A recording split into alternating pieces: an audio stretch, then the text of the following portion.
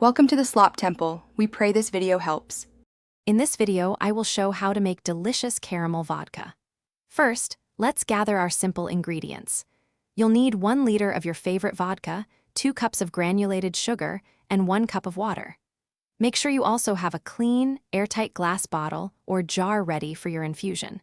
These few items are all you need to begin crafting this delightful treat right in your own kitchen.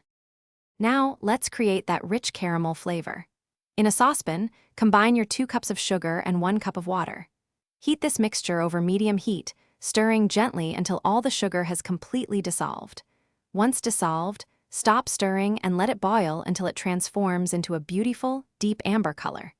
This usually takes about 10 to 15 minutes. Be sure to remove it from the heat as soon as it reaches that perfect shade to avoid burning.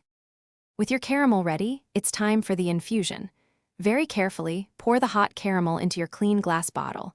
Be cautious, as it will be extremely hot. Next, add the entire 1 liter of vodka to the bottle, joining it with the warm caramel. Securely seal the bottle with its lid.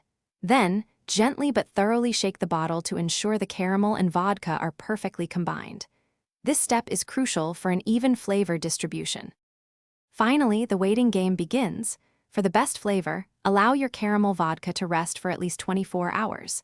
This resting period lets the flavors meld beautifully. Store your bottle in a cool, dark place.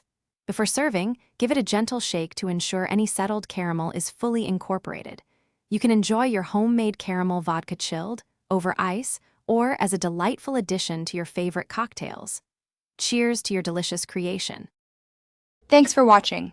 Consider subscribing if we helped you.